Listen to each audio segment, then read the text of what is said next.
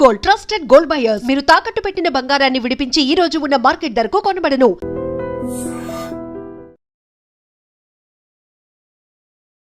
నమస్కారం అండి. నేను Srilatha, chief clinical dietitian, Medicover hospitals, Madhapur. ఇవాళ మనము హై బ్లడ్ ప్రెషర్ కానీ బీపీతో సఫర్ అయ్యే వాళ్ళు ఎలాంటి ఆహారం తీసుకుంటే కనుక బ్లడ్ ప్రెషర్స్ని కంట్రోల్లో చేసుకోవచ్చు, అలాగే ఎలాంటి ఆహారం అవాయిడ్ చేయాలో తెలుసుకుందాం.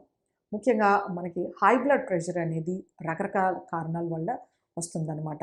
ఇది మన జెనెటిక్సే ఉండొచ్చు, లేకపోతే ఒత్తిడి కానీ స్ట్రెస్ ఉండొచ్చు, లేకపోతే మన సెడెంటరీ లైఫ్ స్టైల్ ఉండొచ్చు, లేకపోతే మన స్థూలకాయం కానీ అధిక బరువు ఉండొచ్చు, మనం తీసుకునే ఆహారమైనా ఉండొచ్చు. ఇలా లేకపోతే ఇంకా కొన్ని జబ్బుల ద్వారా కూడా మనకి హై బ్లడ్ ప్రెషర్ రావచ్చు. లేదు మనం దీర్ఘకాలికంగా తీసుకునే మాత్రల వలన సైడ్ ఎఫెక్ట్గా హై బ్లడ్ ప్రెషర్ రావచ్చు అనమాట. హై బ్లడ్ ప్రెషర్ వచ్చినప్పుడు అందరూ గుర్తుపెట్టుకోవాల్సింది ఏంటంటే మనము ఉప్పు తక్కువగా తీసుకోవాలి, మోస్ట్ ఇంపార్టెంట్. అలాగే ఆహారంలో పొటాషియం కంటెంట్ని పెంచుకోవాలి. ఉప్పు మనం తీసుకునే ఆహారంలో చాలా ఎక్కువ మోతాదులో ఉంటుంది. ముఖ్యంగా మనం పొద్దున్న బ్రేక్ఫాస్ట్ నుంచి రాత్రి డిన్నర్ వరకు ప్రతి వాటిలోనూ ఉప్పు వేస్తూనే ఉంటాం. సో మనం బ్రేక్ఫాస్ట్ ఐటమ్స్ ఇడ్లీ, ఉప్మా, దోశ, చపాతీ, ఉత్తప్పం, పెసరట్టు, ఇలా ప్రతి ఒక్క పిండిలోనూ మనం ఉప్పు వేస్తాం. అలాగే మనం తీసుకునే చట్నీ, సాంబార్ పొడి, వీటిల్లో కూడా ఉప్పు వేస్తూనే ఉంటాం. అలాగే మనం లంచ్లో, డిన్నర్లో తీసుకునే కూర, పప్పు, సాంబార్, చట్నీలో ఉప్పు వేసుకుంటాం. మనం తీసుకునే అప్పడాలు, వడియాలు, జాడి పచ్చళ్ళు, ఊరగాయల్లో చాలా ఉప్పు ఉంటుంది, చెప్పనంత ఉప్పు ఉంటుంది. సో ఇలా మనం ప్రతి ఆహారంలోనూ ఉప్పు తీసుకుంటాం. కొంతమందిలో సాలడ్స్ కానీ ఫ్రూట్స్, పళ్ళు తినమంటే వాటిపైన కూడా ఉప్పు వేసుకుంటారు. సో ఇలాంటి ఫాల్టీ హ్యాబిట్స్, మన మజ్జిగలో ఉప్పు వేసుకోవడం కానీ, పెరుగులో ఉప్పు వేసుకోవడం కానీ, ఆవకాయ రోజు నంచుకొని తినడం కానీ, ఇలాంటివి చేయడం వలన మన హార్ట్ మసిల్ అనేది చాలా వీక్ అవుతుంది. హై బ్లడ్ ప్రెషర్ అన్కంట్రోల్లో వచ్చేస్తుంది అనమాట.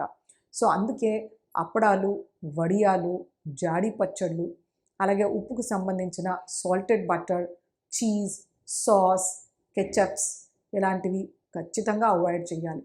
మనము రకరకాల సేవరీ ఐటమ్స్ ప్యాకెట్స్లో దొరుకుతుంటాయి, బ్రాండెడ్వి చాలాను.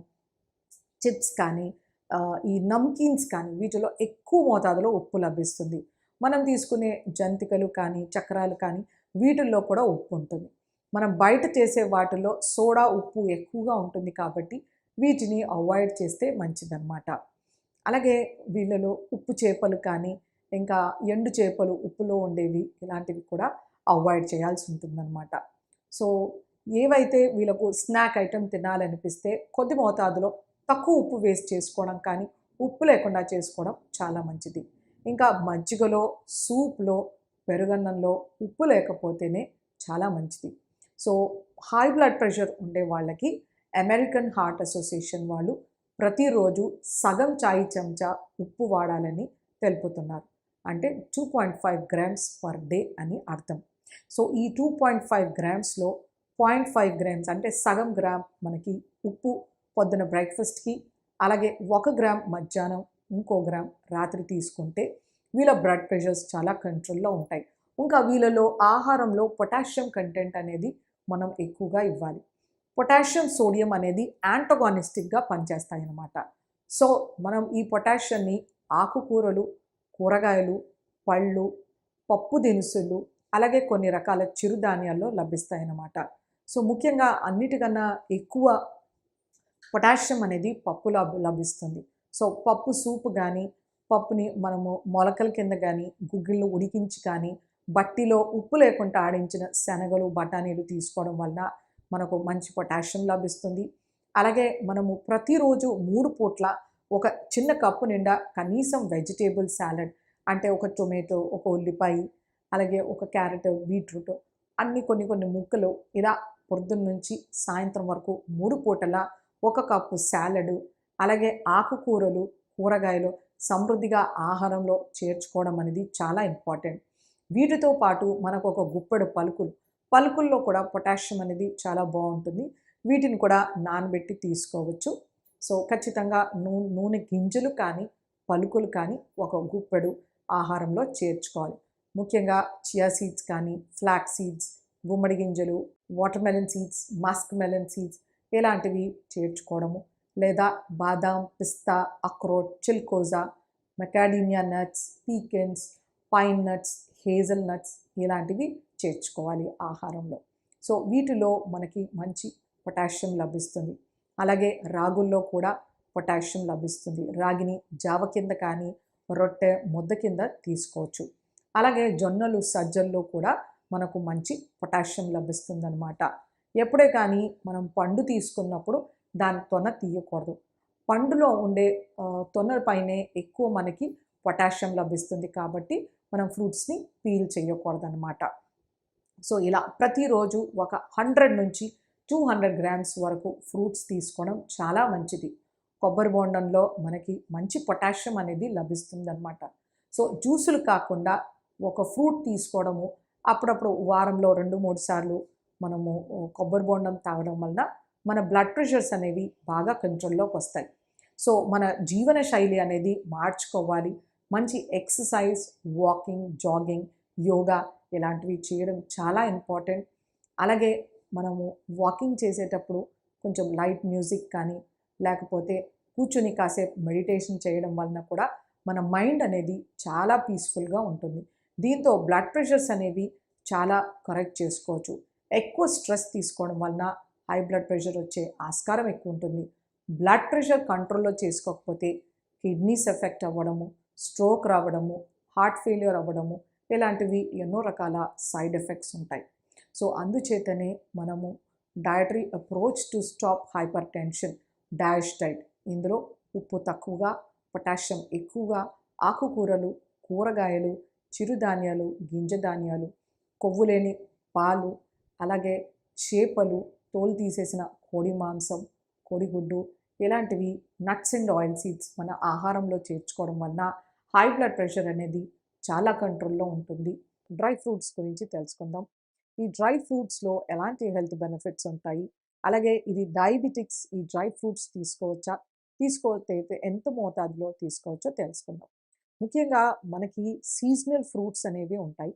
సో మనకు సీజన్లో వచ్చినప్పుడు ఈ ఫ్రూట్స్ని తీసుకోవడం వలన మన శరీరానికి కావాల్సిన vitamins, minerals, antioxidants, fibres అనేవి సమృద్ధిగా లభిస్తాయి. ఒకవేళ మనకి ఇవి సీజన్లో లభించినప్పుడు, మనకు ఫ్రూట్స్ దొరకనప్పుడు ఎలాంటి ఫ్రూట్స్ ఉండవు కాబట్టి వీటిని డ్రై చేయడం కానీ, ఎండబెట్టడం కానీ, తర్వాత దొరకనప్పుడు తీసుకోవడానికి ఇవి అవైలబిలిటీగా ఉంటాయని మనకి ఉద్దేశం. సో అందుచేతనే మనకి ఎండు ద్రాక్ష కానీ, కిష్మిష్ కానీ డ్రై ఫ్రూట్ లాగా లభిస్తుంది. అలాగే అంజీరు, ఎండు ఖర్జూరము వీటిని మనము డ్రై ఫ్రూట్స్ లాగా వాడుకుంటాం. సో ఇవి అరబ్ కంట్రీస్లో వాళ్ళు డెజర్ట్స్లో ఎక్కువగా ఉంటారు కాబట్టి వాళ్ళకి సీజనల్ ఫ్రూట్స్ దొరకవు కాబట్టి ఇది వాళ్ళు స్టార్ట్ చేసుకున్న కల్చర్. బట్ మనకైతే సంవత్సరంలో 365 రోజులు ఒకటి లేకపోతే ఇంకొక ఫ్రూట్ అనేది పండు ఖచ్చితంగా లభిస్తుంది కాబట్టి మనం డ్రై ఫ్రూట్స్ పైన ఎక్కువ డిపెండ్ అవ్వట్లేదు ఆర్ అవ్వము. కానీ ఇప్పుడు మనం ఇది అడాప్ట్ చేసుకున్న కల్చర్.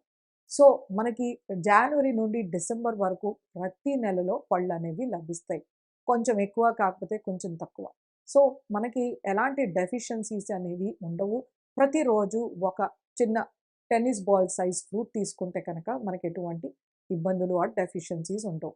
సో ముఖ్యంగా మనకి న్యాచురల్గా, ట్రెడిషనల్గా ఈ డ్రై చేసే ఫ్రూట్స్ ఏవైతే ఉంటాయో వీటిలో మనకి పొటాషియం మెటాబైసల్ఫేట్ కానీ, సోడియం బెంజోయేట్ కానీ వేస్తూ ఉంటారు.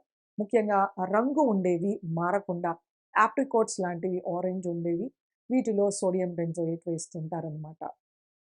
సో మనము జాగ్రత్తగా ఈ కెమికల్స్, ప్రిజర్వేటివ్స్కి దూరంగా ఉండాలనుకున్న వాళ్ళు వీటిని అవాయిడ్ చేయొచ్చు. లేకపోతే వీటిని శుభ్రంగా నీటిలో కడిగి నానబెట్టి వాటిని తీసుకోవచ్చు అనమాట. అలా చేయొచ్చు. సో మనకి ఈ డ్రై ఫ్రూట్స్లో నేను చెప్పింది కాకుండా ఈ మధ్యకాలంలో ప్రతి ఒక్క ఫ్రూట్ని వాటిని స్లైసెస్ కింద చాప్ చేసి షుగర్ వేసి బాగా కుక్ ఆర్ సన్ డ్రై చేసిన షుగర్ సిరప్లో వాటిని మనకి మార్కెట్లో అవైలబుల్ ఉంటాయి. మనం సూపర్ మార్కెట్లో స్టెప్ ఇన్ అయిన తర్వాత వెంటనే రకరకాల కలర్లో మనకి చెర్రీ, ప్రూన్స్, ప్లమ్స్, పీచ్, పేర్, కివి ఇలా రకరకాల కలర్స్లో మనకి లభిస్తూ ఉన్నాయన్నమాట. ఇక్కడ గమనించుకోవాల్సింది ఏంటంటే వీటిపైన ఎక్కువ మోతాదులో షుగర్ కోట్ అయి ఉంటుందన్నమాట. వీటిలో చాలా కాన్సన్ట్రేటెడ్ షుగర్స్ కూడా ఫ్రూట్లో ఉంటాయి కాబట్టి డయాబెటిక్స్ వీటిని అవాయిడ్ చేస్తే మంచిది.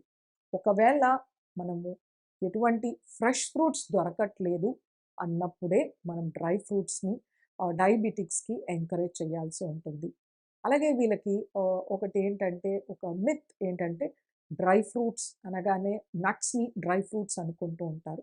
So nuts and oil seeds ఇవి చాలా మంచిది డయాబెటిక్స్కి. ముఖ్యంగా మనము అక్రోట్ కానీ, బాదాం, పిస్తా, చిల్గోజా, లేకపోతే పుచ్చిపండు గింజలు కానీ, దోసపండు గింజలు కానీ, చియా సీడ్స్, అవిసెలు, తర్వాత నువ్వులు, పల్లీలు, జీడిపప్పు ఇలాంటివి వీళ్ళకు ఎంతో మేలు చేస్తాయన్నమాట. సో వీటిలో ఉండే మోనో అన్సాచురేటెడ్ ఫ్యాటీ యాసిడ్స్ ఏవైతే ఉంటాయో ఇవి వీళ్ళ గుండెని ప్రొటెక్ట్ చేస్తాయన్నమాట. అలాగే కొలెస్ట్రాల్ పైలప్ అవ్వకుండా చేస్తూ ఉంటాయి కాబట్టి ఇలాంటి నట్స్ అండ్ ఆయిల్ సీడ్స్ని డయాబెటిక్స్ ప్రతిరోజు ఒక గుప్పెడు లేదా ఒక ముప్పావు గుప్పెడు తీసుకోవడం వలన వాళ్ళకి ఎన్నో రకాల హెల్త్ బెనిఫిట్స్ అనేవి లభిస్తాయి. ఈ డయాబెటిక్స్లో ఉండే ఇన్ఫ్లమేషన్ ఏదైతే ఉంటుందో ఈ నట్స్ తీసుకోవడం వలన తగ్గుతుందన్నమాట. అదే వీళ్ళు స్వీట్గా ఉండే డ్రై ఫ్రూట్స్ షుగర్ డెబ్ట్ తీసుకోవడం వలన ఇన్ఫ్లమేషన్ అనేది పెరుగుతుంది. సో ఇంత గొప్ప హెల్త్ బెనిఫిట్ అనేది మనకి నట్స్ అండ్ ఆయిల్ సీడ్స్లో ఉంటుంది కాబట్టి వీటిని నానబెట్టి తోలు తీసేసి తీసుకోవడం కానీ, లేకపోతే మూకుడులో ఈ గింజల్ని నూనె గింజల్ని వేయించి తీసుకోవచ్చు అనమాట. లేకపోతే సాలెడ్ పైన జల్లుకోవడం కానీ, చపాతీలు, జొన్న రొట్టెల్లో వేసుకోవడం కానీ, అంటే మనం నువ్వులు వేయడం కానీ, లేకపోతే అవిసెల్ని వేయడం కానీ, అవిసెల్ని చట్నీ కానీ, చట్నీ పౌడర్స్ ఇలా చేసుకోవచ్చు అనమాట. సో కంట్రోల్ డయాబెటిక్స్ వాళ్ళు ఎండు ఖర్జూరం కానీ, అంజీర్ కానీ, మునక్క ఆర్ పెద్దగా ఉండే ద్రాక్షలు చాలా పొడుగ్గా ఉంటాయి, చప్పగా ఉంటాయి. సో ఇలాంటివి తీసుకోవచ్చు. లేదా డ్రై ఆప్రికాట్స్ కూడా తీసుకోవచ్చు అనమాట. బట్ షుగర్ కోటెడ్వి ఎటువంటి డయాబెటిక్స్కి కూడా రికమెండెడ్ కాదు. పొద్దున్నే అసలు నిద్ర లేస్తానే గోరువెచ్చని నీళ్ళు తీసుకోండి, లేదా లెమన్ టీ తీసుకోండి, గ్రీన్ టీ తీసుకోండి, తేనె గోరువెచ్చని నీళ్ళు తీసుకోండి, ఇలా చెప్తూ ఉంటారు కదా. As a surgical gastroenterologist, senior gastroenterologist, మీరు ఏం చెప్తారు? అసలు పొట్టలో అసలు పొద్దున్నే ఏం ఉండాలి? జనరల్గా అండి అందరూ చెప్తారు కదా, నాలుక టంగ్ మంచిగా ఉంటే మనం బాగానే ఉంటాం అని అర్థం. సో టంగ్ అనేది ఓన్లీ మనకి సెన్సేషన్ కోసం అనమాట. సో ఇప్పుడు మీరు ఏదైనా ఫుడ్ తిన్నారు, మీరు బాగా హ్యాపీగా ఉన్నారనుకోండి, బాగా టేస్టీగా ఉందనేది హ్యాపీగా ఉన్నారనుకోండి, అది టంగ్ వరకే పరిమితం. ఒక్కసారి ఫుడ్ పైప్ దాటింది అనుకోండి, మీరు ఏ ఫుడ్ మెటీరియల్ తిన్నా బాడీ సేమ్ డైజెషన్ అవుతుంది. ఇప్పుడు చాలామంది అందరం ఫాలో అయ్యేది ఏంటంటే ఎర్లీ మార్నింగ్ లెగవగానే సమ్ హాట్ వాటర్తోనో కొల్లైతే గోరువెచ్చని వాటర్తోనో తేనో లేకపోతే సమ్ ఆకులో ఎవరినే వేసి మిక్స్ చేసి చేస్తున్నారు. అవన్నీ ఏంటి అంటే జనరల్గా మన బాడీలో సపోజ్ టంగ్ కనుక సెన్సేషన్ ఫీల్ అయింది అనుకోండి, మన బాడీ మూమెంట్ వస్తుంది. బాడీలో అంటే మన పేగుల్లోకి మూమెంట్ వస్తుంది అనమాట. జనరల్గా ఇప్పుడు కొంతమంది స్మోక్ చేస్తారు, ఆ స్మోక్ చేయడం వల్ల ఏంటంటే మనకి బ్రెయిన్ స్టిమ్యులేట్ అయ్యి అతనికి మోషన్ వస్తుంది. ఇదే సేమ్ వేడి నీళ్ళు తాగిన వాళ్ళు కూడా వేడి నీళ్ళు గోరువెచ్చని తీసుకోలేదు, ఆ టెంపరేచర్ వల్ల టంగ్ సెన్సేట్ అయ్యి మనకి బాడీలో ఉన్న ఇంటెస్టైన్స్ మూమెంట్ వచ్చి మోషన్ ఫ్రీ అవుతుంది, మూమెంట్ వస్తుంది అంతే. మీరు సపోజ్ లెమన్ కలిసిందో, తేనె కలిసిందో, లేకపోతే పుదీనా, కొంతమంది అవి కూడా వేస్తారు. వేసినప్పుడు అంటే ఆ సెన్సేషన్ వల్ల మనకి ఇంటెస్టైన్స్ మూమెంట్ వస్తుంది. కానీ యాక్చువల్గా రూల్ ఏంటంటే ఒకసారి టంగ్ దాటిన తర్వాత మన బాడీలో ఏ ఫుడ్ తిన్నా కూడా మీకు కార్బోహైడ్రేట్, ప్రోటీన్, ఫ్యాటే, ఫైనల్లీ ఆ మూడే ఉంటాయి. మీరు వెజ్ తినండి, నాన్ వెజ్ తినండి, ఏదైనా కార్బోహైడ్రేట్, ప్రోటీన్, ఫ్యాట్. ఇంకా కరెక్ట్గా మాట్లాడుకుంటే సోడియం, పొటాషియం, కాల్షియం, మెగ్నీషియం. కొత్తగా ఏమి ఐటమ్స్ ఏమి ఉండదు యాక్చువల్గా. టంగ్ దాటిన తర్వాత మీరు ఏ ఫుడ్ తిన్నా సేమ్. జస్ట్ ఆ మూమెంట్ కోసం మాత్రమే మీరు టెంపరేచర్స్ చేంజ్ చేసి, లేకపోతే pH వాల్యూస్ అంటాము, లైక్ లెమన్ తీసుకోవడం కానీ, మ్యాంగో, కొంతమంది తీసుకునేది ఏంటంటే జస్ట్ ఇంటెస్టైన్ మూమెంట్ కోసం అంతే. అవి తీసుకుంటే హెల్దీగా ఉంటాము, తీసుకోకపోతే అదేముంటుంది, that is a personal opinion. అంతే తప్పించి ఒక ఫుడ్ ఐటమ్ వల్ల అలా ఏముంటుంది. ఓ అవునా? జస్ట్ మూమెంట్ కోసం అంతే. అందుకే కదా ఎర్లీ మార్నింగ్ 7 o'clock తీసుకోండి, 6 o'clock తీసుకోండి, ఫాస్టింగ్తో తీసుకోండి అంటే మీకు మోషన్ మూమెంట్ వస్తుంది అంతే. అంతేగాని అది రిఫ్లెక్స్. చిన్నప్పుడు పాలు తాగంగానే బేబీ మనకి మోషన్కి వెళ్తాడు, అది రిఫ్లెక్స్, అది ఆల్రెడీ మనకు ఉంటుంది. దాన్ని మనం ఇప్పుడు ఒక ఫుడ్ సపోజ్ మనకి డైజెషన్ ప్రాసెస్ ఎప్పుడు స్టార్ట్ అవుతుంది అంటే మనం 12 o'clockకి ఏదన్నా ఫుడ్ మెటీరియల్ తినాలన్న థాట్తోనే స్టార్ట్ అవుతుంది యాక్చువల్గా మన డైజెషన్ మొత్తం. తర్వాత స్మెల్తో స్టార్ట్ అవుతుంది, తర్వాత టేస్ట్తో స్టార్ట్ అవుతుంది. వన్స్ అదంతా అయిపోయిన తర్వాత మీరు ఏం చేసిన ఎన్ని ప్రపంచంలో ఉన్న మొత్తం నడిచినా కూడా మీకేం సపరేట్గా ఏం రాదు. ఎందుకంటే ఇది మొత్తం బ్రెయిన్ స్టిమ్యులస్ ఆల్రెడీ ఒక ఆర్గనైజ్ సెక్టర్. మన బయట చేసేదంతా కూడా ఏంటంటే మన హ్యాపీనెస్ కోసం అంతే తప్పించి కొంతమంది అంటారు నేను పొద్దున్నే తాగవా అంటే అదొక చిన్నలాగా చూస్తారు, ఓహో తాగితే బాగుంటుందేమో. అట్లా ఏం ఉండదండి. మన డైజెషన్ ప్రాసెస్, మనం తినే ఫుడ్ అంతే మెటీరియల్. పరగడుపున అసలు ఏం వెళ్ళాలి డాక్టర్ గారు? జనరల్గా పరగడుపున అయితే రూమ్ టెంపరేచర్లో నార్మల్ వాటర్ ఒక 1/2 లీటర్ తీసుకుంటాం అంతే. యాక్చువల్గా జనరల్గా అది ఎవరైనా తాగేది అనమాట. ఎందుకంటే నైట్ అంతా మనం తాగం కదా, ఫుడ్ వచ్చే లోపల మనం అది తీసుకుంటాం. నైట్ ఆల్మోస్ట్ మీరు 6 hours to 8 hours వరకు ఏం తీసుకోరు, 12 to 6 అనుకోండి రఫ్గా, ఏమి తీసుకోరు. కాబట్టి డీహైడ్రేషన్ అవ్వకుండా ఫస్ట్ వాటర్ తాగుతాం, తర్వాత సాలిడ్ ఫుడ్డే వెళ్ళాలి మేడం. యాక్చువల్గా చెప్పాలంటే ఒక న్యూట్రిషన్, డైటిషియన్ లేకపోతే వేరే ప్యారలల్ డిపార్ట్మెంట్స్ అనేది ఏంటంటే ఎవిడెన్స్ లేకుండా ఉంటాం యాక్చువల్గా చెప్పాలంటే. సర్జికల్కి సంబంధించింది ఏంటి అంటే మేము ఎంతసేపు లోపల ఏ జ్యూసెస్ ఉన్నాయి, అవి ఏ టైంలో రిలీజ్ అవుతాయి. సపోజ్ మనకి ఫుడ్ జ్యూసెస్ అన్నీ కూడా 4 to 5 రిలీజ్ అవుతాయి. దాన్నే మనం రిథమ్ అంటాము, సైకిల్ అనమాట. 4 to 5 AM మనకి రిలీజ్ అయిపోతాయి. మనం యానిమల్స్ నుంచి వచ్చాం కదా, యానిమల్స్ జనరల్గా 7 o'clock 8 o'clock లేచి తినవు కదా మేడం, పొద్దున్న 5 o'clock మొదలు పెట్టేస్తుంది. సో జ్యూసెస్ ఏంటంటే మనకి 4 to 5 రిలీజ్ అవుతాయి. జ్యూసెస్ రిలీజ్ అయిపోయిన తర్వాత మనం నిద్రలేసేది 7 o'clock అనుకోండి రఫ్గా అవర్స్. అప్పటికి ఆల్రెడీ మీకు 3 hours జ్యూసెస్ ఉన్నాయి. లిక్విడ్స్ కనుక మనం తీసుకుంటే మామూలుగా చెప్తున్నా, జనరల్గా కాఫీనో టీనో ఏదన్నా ఒక లిక్విడ్ తీసుకున్నాం అనుకుందాం, మన స్టమక్లో 15 minutes కన్నా ఎక్కువసేపు లిక్విడ్ ఉండదు, డైరెక్ట్గా ఇంటెస్టైన్లోకి ఎంటర్ అయిపోతుంది. మరి జ్యూసెస్ రిలీజ్ అయినాయన్నీ ఏమైపోవాలి మనకి? ఇంకోటి ఏంటంటే స్టమక్ దాటిన తర్వాత 50 centimeters మనకి 90% డైజెషన్ అయిపోవాలి. మీరు లిక్విడ్ తీసుకుంటారు, 20 minutesలో వెళ్ళిపోతుంది. ఆ జ్యూసెస్ అన్నీ ఎవరిని డైజెస్ట్ చేయాలి? అందుకని ఏంటంటే ఫాస్టింగ్తో కాఫీలు కానీ టీలు కానీ తీసుకునే వాళ్ళకి ఎసిడిటీ ప్రాబ్లము ఒక 5 years తర్వాత స్టార్ట్ అవుతుంది. ఎందుకు ఇప్పుడు 5 years అయింది కదా, ఇంతకుముందు లేదు కదా సార్, మేము చిన్నప్పటి నుంచి నాకు ఇదే అలవాటు అని చాలా మంది చెప్తారు. అదొక పాస్ట్ లాంగ్వేజ్లో అనమాట. అప్పుడు ఏజ్ ఎంత మీది, ఇప్పుడు ఏజ్ ఎంత, అప్పుడు లేచినట్టు కింద కూర్చొని లేగలేవు కదా, బాడీ కూడా అంతే ఉంటుంది మేడం. సో అప్పటి వరకు మనం కాంపెన్సేట్ చేసింది ఇప్పుడు చేయడం కుదరట్లేదు. సో జనరల్గా ఫాస్టింగ్లో అయితే మనం సాలిడ్ ఫుడ్ అనగానే ఇప్పుడు కొత్తగా ఏమొస్తుందంటే bread, toast, one more thing ఏంటంటే మన food items like dry fruits తింటాము, ఫ్రూట్స్ తింటాము. ఫ్రూట్స్ తినడానికి పొద్దున్న తప్ప ఇంక మనకి వేరే టైం దొరకలేదు యాక్చువల్లీ. నైట్ తినకూడదంటగా ఫ్రూట్స్. జనరల్గా ఫ్రూట్స్ ఇవన్నీ citrus type of madam, high acidity values ఉంటాయి యాక్చువల్గా. సో ఫాస్టింగ్తో మీరు ఏమీ సాలిడ్ ఫుడ్ లేకుండా తిన్నప్పుడు ఏంటంటే ఎసిడిటీ లెవెల్స్ పెంచుతాయి. ఇంకోటి ఏంటంటే ఈజీలీ అబ్జార్బుల్ అనమాట, మీరు ఫ్రూట్స్ ఆల్మోస్ట్ అబ్జార్బ్ అయిపోతుంది లోపలికి. సో ఫ్రూట్స్ అనేది ఏంటంటే ఒక సాలిడ్ ఫుడ్ మెటీరియల్ తీసుకొని క్లాసికల్ ఇండియన్ ఫుడ్ మేడం, అది సౌత్ కావచ్చు నార్త్ కావచ్చు. అంతా అయిపోయిన తర్వాత బనానా ఇస్తారు కానీ ముందు బనానా పెట్టి ఫుడ్ పెట్టాడు. సింపుల్గా చెప్పాలంటే బనానా పెట్టి తర్వాత లాస్ట్లో అది తింటే అంటే ఫ్రూట్ ఎక్స్ట్రా. ఫ్రూట్స్, వెజిటేబుల్స్ ఇవన్నీ మనం తినే ఫుడ్కి ఎక్స్ట్రా, అంతే తప్పించి అవే మెయిన్ ఐటమ్స్ కాదు. మీరు డ్రై ఫ్రూట్స్ తినే వాళ్ళందరికీ ఎసిడిటీ ప్రాబ్లమ్ స్టార్ట్ అవుతుంది. ఇప్పుడు ఏందో డ్రై ఫ్రూట్స్ ఎక్కడ చూసినా ఓ ప్లేట్ నిండా డ్రై ఫ్రూట్స్ పెట్టుకోవడము, లేదా ఓ పాల గ్లాస్ నిండా డ్రై ఫ్రూట్ పౌడర్ వేసుకోవడం, ఇది చాలా చాలా నడుస్తుంది. అది మంచిదేనా? జనరల్గా డ్రై ఫ్రూట్స్ కానీ ఫ్రూట్స్ కానీ మనకి ప్రతి ప్రోడక్ట్లోనూ అవసరం ఉంటాయి, అవసరం లేని ఉంటాయి. అంతేగాని only 100% purest form of food material వచ్చేది ఒక చెట్టు కానీ ఏమి ఉండదు, తాటి చెట్టు తప్ప. డ్రై ఫ్రూట్స్లో ఏంటంటే మనకి ఎంతైతే అవసరమో అంతే తీసుకోవాలి మేడం. ఎందుకంటే డైజెషన్ అవ్వాలి అంటే మీకు వెనక ఫైబర్ ఉండాలి. ఒక స్ట్రక్చర్ చూద్దాం మనం, సపోజ్ ఒక బిల్డింగ్ కట్టినా వెనక మెష్ ఉండాలి. మెష్ ఉంటేనే మీకు డైజెషన్ అవుతుంది, అది ఫైబర్. నెక్స్ట్ డైజెషన్ ప్రాసెస్ చేయడానికి ఒక బేస్ చేస్తారు, దట్ ఈస్ కార్బోహైడ్రేట్స్. ప్రోటీన్ అనేది జస్ట్ బై ప్రొడక్ట్స్ లాగా అనమాట. ప్రోటీన్ డైజెస్ట్ అవ్వాలంటే ఇవి రెండు ఉండాలి ఫస్ట్. ఇదంతా ప్రోటీనేగా, ఇదంతా ప్రోటీన్, మొత్తం డ్రై ఫ్రూట్స్ అన్నీ అవే కదా మేడం, వేరేది ఉండదు కదా మెటీరియల్. సో మీకు డైజెషన్ ప్రాసెస్ జరగదు, అందుకే వాళ్ళకి ఎసిడిటీ రావటము, మోషన్ ప్రాబ్లం. మోషన్ ఎక్కడి నుంచి వస్తుంది? ఫైబర్ ఫుడ్ లేకుండా. మంచిగా గుడ్ హెల్త్ ఉండాలంటే మోషన్కి వెళ్ళాలంట. మీరు డ్రై ఫ్రూట్స్ అవన్నీ తీసుకుంటూ కూర్చుంటే, ఫ్రూట్స్ డ్రై ఫ్రూట్స్ తింటారంటే మోషన్ ఫామ్ అవ్వదు, డైజెషన్ జరగదు. బేస్ ఏమి లేకుండా, ఫ్రేమ్ వర్క్ ఏమి లేకుండా కన్స్ట్రక్షన్ ఉండదు, కెమికల్ రియాక్షన్ జరగదు, ఏమీ జరగదు. మనం మాత్రం డ్రై ఫ్రూట్స్ పొద్దున్నారు, సాయంత్రం వారు, మధ్యాహ్నం వారు, ఎక్కడుంటే అక్కడ తినాలి. ఆరదింటే నయమే అంటే వెళ్ళిపోతుంది మేడం అట్లా. ప్రతి దాంట్లో జనరల్గా చెప్పేది ఏంటంటే ఎనీ డ్రై ఫ్రూట్స్ పీసెస్లో ఉంటాయి. సపోజ్ బాదం, జీడి అవి కామన్ కదా, 6 కన్నా పర్ డే తినాల్సిన అవసరం లేదు మేడం యాక్చువల్లీ. ఎందుకంటే అరగదు అది.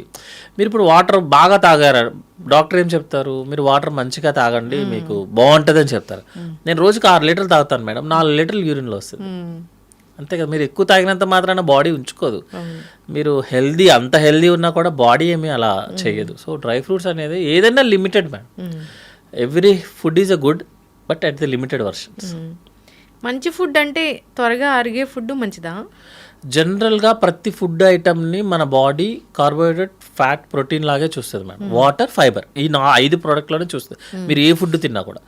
కానీ మనం యాడ్ చేసే ఈ ఆయిల్ కానీ, స్పైసెస్ కానీ, ఫ్రై కానీ, వీటిల్ని మన బాడీ రికగ్నైజ్ చేసుకోలేదు యాక్చువల్గా. ఎందుకంటే మనం వచ్చింది అక్కడి నుంచే కాబట్టి, అప్పుడు స్పైసెస్ ఇవన్నీ లేదు కాబట్టి మన ఆయిల్ ఇవన్నీ బాడీ రికగ్నైజ్ చేసుకోలేదు. అందుకే మనకి జనరల్గా బిర్యానీస్ అవన్నీ తిన్నప్పుడు, లేకపోతే బాగా ఫ్రై ఐటమ్ తిన్నప్పుడు, తినేటప్పుడు టంగ్ హ్యాపీ ఉంటుంది, తిన్న తర్వాత పొట్ట హార్ట్ అవుతుంది, పొట్ట ఏడుస్తుంటుంది అనమాట.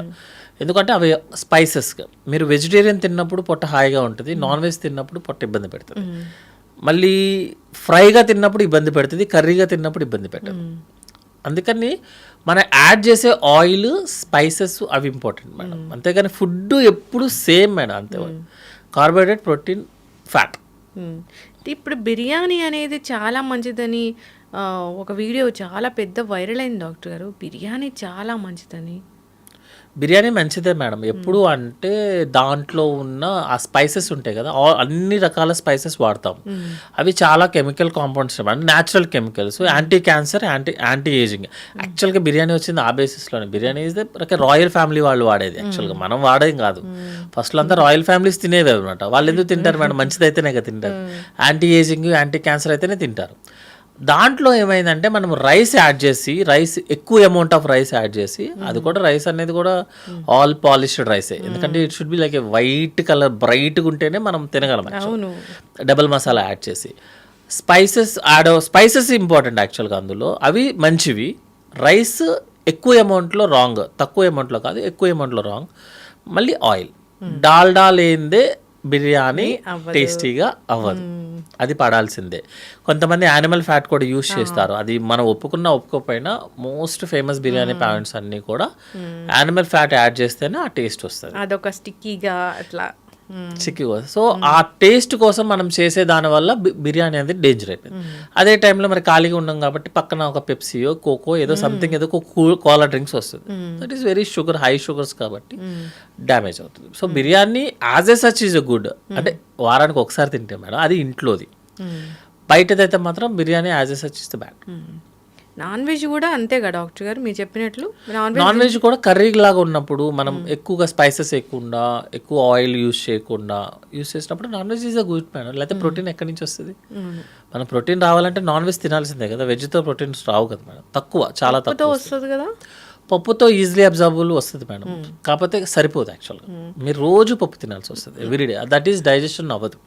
డాక్టర్ గారు ఈ కందిపప్పు మంచిది, చాలా తీసుకోండి, మీకు ప్రోటీన్ వస్తుంది, వెజిటేరియన్స్కి మంచి సోర్స్ ఇలా చెప్తారు.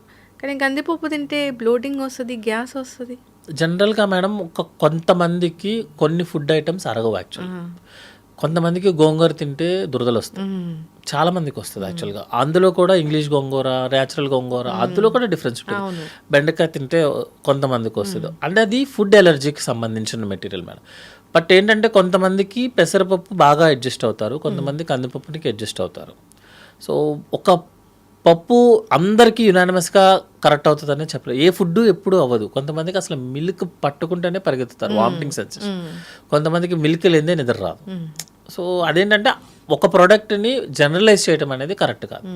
బట్ జనరల్గా ఏంటంటే ఈజీలీ డైజెస్టిబుల్ అయితే పెసరపప్పు. యాక్చువల్గా కందిపప్పు అనేది కొంచెం డైజెస్ట్ అవ్వదు, బట్ టేస్టీగా ఉంటుంది కాబట్టి జనరల్గా అందరూ కందిపప్పే యూస్ చేస్తారు. బట్ పెసరపప్పు ఈజ్ ఈజీలీ డైజెస్టిబుల్ ఉన్న వాటిల్లో.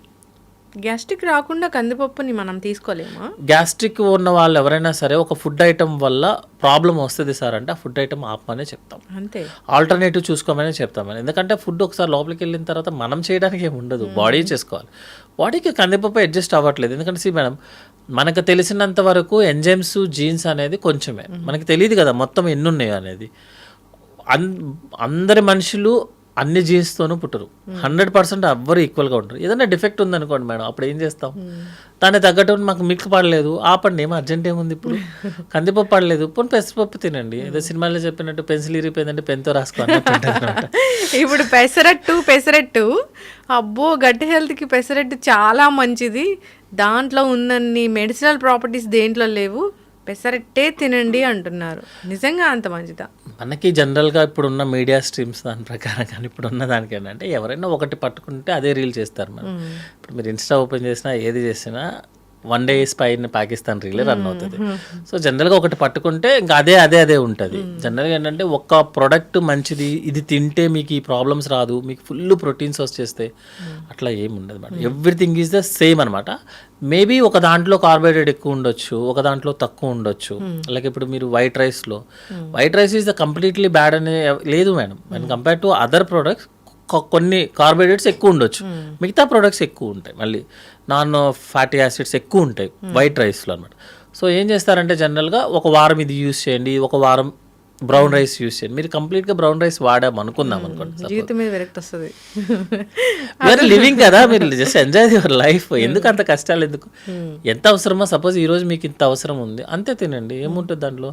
లేదు కొన్ని రోజు వైట్ రైస్ తినండి, కొన్ని బ్రౌన్ రైస్ తినండి, కుదిరితే బ్లాక్ రైస్ తినండి డబ్బులు ఎక్కువ ఉంటే, లేదంటే కినోవా, ఏదైనా సరే ఓన్లీ కంటిన్యూస్గా ఒకటే చేయడం కుదరదు మేడం. ప్రతి ప్రోడక్ట్లో గుడ్ ఉంటుంది, బ్యాడ్ ఉంటుంది.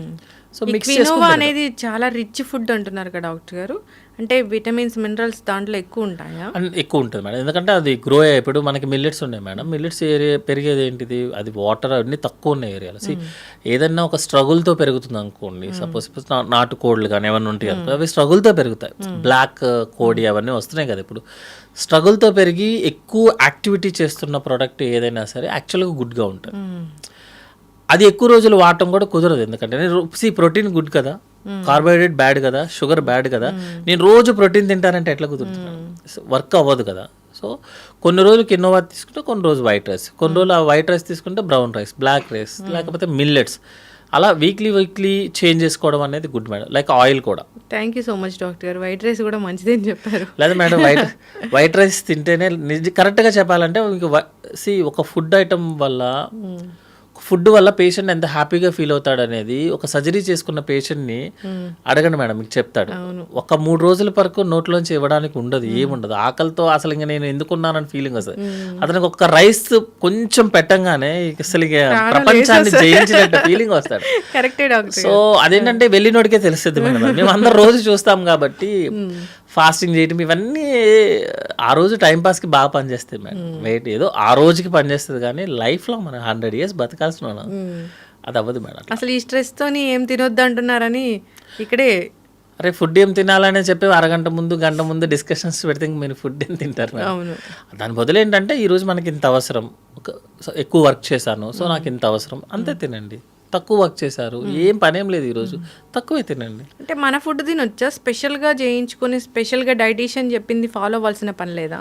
మన ఫుడ్ మన యాన్సిస్టర్స్ మన ఫోర్ఫాదర్స్ ఏం తిన్నారో అది తింటే సరిపోతుంది అంతే. యాక్చువల్గా మనకి ఏదైతే ట్రెడిషనల్గా హోమ్లో ప్రిపేర్ ఉన్నారో సేమ్ అదే ఫుడ్ చేసుకొని అదే విధంగా యాన్సిస్టర్స్ ఏ వర్క్ అయితే చేశారో చేసుకుంటే that's the fair enough madam. ఇప్పుడు ఒక చార్టుని మనం ప్రిపేర్ అయ్యి, సపోజ్ నేను ఒక డైటీషియన్ దగ్గరికి వెళ్ళి కామెంట్ చేయడం అని కాదు, యాక్చువల్లీ అది మనము పేషెంట్గా ఉన్నప్పుడు, లేకపోతే సపోజ్ నేను ఇప్పుడు 100 kgs ఉన్నాను మేడం, నాకు మోకాలు నొప్పులు వస్తున్నాయి, నేను బరువు తగ్గాలి, మ్యాండేటరీ తగ్గాలి ఇప్పుడు నేను.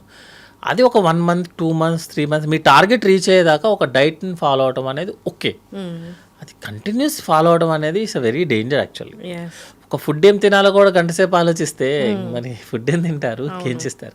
ఇప్పుడు మేము మార్నింగ్ లేస్తానే ఒక టీ తీసుకొని, మీరు అన్నట్లు ఒక మంచిగా వాటర్ తీసుకొని, తర్వాత మాకు నచ్చిన టీ కాఫీ తాగి, తర్వాత బ్రేక్ఫాస్ట్ చేసి ఇడ్లీ దోశ అలాంటివి తీసుకొని, అదైతే రివర్స్లో మనకి జస్ట్ వాటర్ తాగి ఇడ్లీ దోశ అలాంటివి తిని నెక్స్ట్ టీలు కాఫీలే తాగండి. ఓ అట్లనా?